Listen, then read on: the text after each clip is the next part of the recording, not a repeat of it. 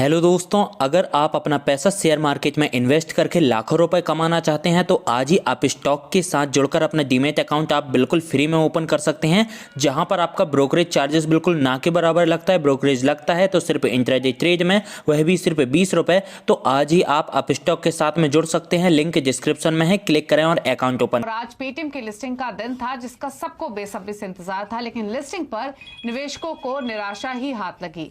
2150 रुपए issue price के मुकाबले बीएससी पर कंपनी का शेयर 1955 रुपए पर लिस्ट हुआ, जबकि एनएससी पर इसकी लिस्टिंग 1950 रुपए पर हुई। कमजोर लिस्टिंग के बाद भी शेयर में गिरावट थमी नहीं और इसे लिस्टिंग के दिन ही लोअर सर्किट भी देखने को मिल गया। पेटीएम की लिस्टिंग पर और बातचीत करने के लिए हमारे साथ सुमित मेहरोत्रा मौजूद है। सुमित, पेटीएम की लिस्टिंग एक ऐसा आईपीओ जिसके आने से पहले ही काफी यूफोरिया था, आईपीओ को लेकर भी काफी एक्साइटमेंट था, लेकिन लिस्टिंग काफी निराशाजनक रही। इतनी गिरावट लिस्टिंग के दिन ही जो देखने को मिली, क्या इसकी आशंका थी पहले से? देखिए, रिकॉर्ड गिरावट आज रही है किसी भी एक आईपीओ में लिस्टिंग के दिन, अब तक के सबसे बड़े आईपीओ में। इससे पहले जो आईपीओ आए थे, मेगा आईपीओ, वहां पर मैक्सिमम 15% तक का फॉल देखने को मिला, लेकिन पेटीएम ने फॉल गिरावट के दिन 20% का लोअर सर्किट दिखा दिया। यानी कि अब तक की सबसे बड़े आईपीओ की तरफ से सबसे बड़ा फॉल जो है वो आज आता हुआ दिखाई पड़ा है।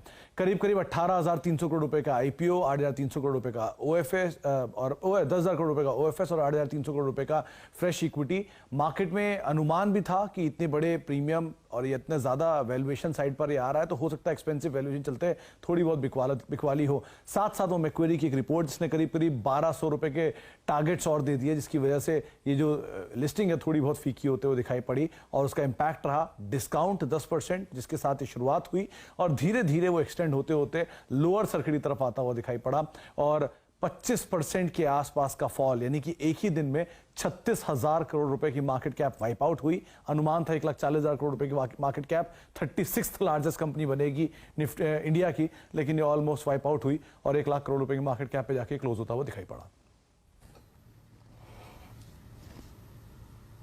वहीं अगर ब्रोकर हाउस की बात करें सुमित, तो आज लिस्टिंग से पहले ही मैक्वारी ने पेटीएम पर कवरेज इनिशिएट किया, वो भी अंडर परफॉर्म रेटिंग के साथ। 1200 तक की टारगेट्स की बात कही।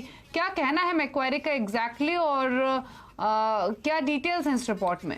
देखिए, रिपोर्ट के लिहाज से देखा जाए तो मैक्वेरी ये मान रहा है कि अपर एंड पर मतलब जो भी प्राइस बैंड आया 2150 रुपए के आसपास का, वहां पर ब्रोकरेज हाउसेस ने इसको महंगा आंका है। उनके हिसाब से वैल्यूएशन थोड़े महंगे हैं। जिस तरह कारोबार है, रफली 9,000 करोड़ रुपए का रेवेन्यू पिछले 3 साल में कंपनी ने जनरेट किया, 8,800 करोड़ रुपए के आसपास का लॉस पिछले 3 साल में जनरेट किया। ऑपरेटिंग सिचुएशंस भी थोड़ी वीक साइड पर है, जिसके आधार पर उनको लगता है कि फिनटेक का इतना महंगा वैल्यूएशन नहीं होना चाहिए था, इसीलिए उन्होंने इसको एक अंडर परफॉर्म रेटिंग के साथ इनिशिएट किया और करीब करीब 1200 रुपए के टारगेट्स के लिए यहाँ पर अपनी रेटिंग्स दी है। तो उसका एक इंपैक्ट आता हुआ दिखाई पड़ा और शुरुआत में ही किसी भी ब्रोकरेज हाउस की तरफ से अगर आईपीओ के टाइम पर इस तरह की रिपोर्ट्स आती हैं तो वो भी एक इंपैक्ट के तौर पे पैन आउट हो रहा है और इसी वजह से शायद शेयर में आज भारी बिकवाली भी आते हुए दिखाई पड़ी। उनका ये भी मानना है कि अगले 10 साल में या 8 साल के अंदर कंपनी कैश फ्लो पॉजिटिव हो सकती है और इतने बड़े होराइजन तक अगर इसको होल्ड किया सकता है तो इस पर कुछ इंपैक्ट आएगा, लेकिन अदरवाइज इतनी दूर तक की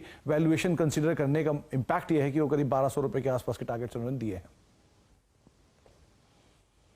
What we have tried arguing in our report is that how much of these customers can actually be milkable or they are creditable, or rather they can get a bank credit. That's a big question mark. Now what happens here is that because Paytm can't lend, of course it has to depend upon its tie-up with various partners, and therefore what we are arguing here is that the distribution opportunity is limited, because if distribution alone could make tons of money, then why would banks not do that, right? So at the end of the day, they have got an amazing distribution network. At the end of the day, the real money is lending. You have these challenges clearly in a distribution only model, which is what we're trying to point out in the report.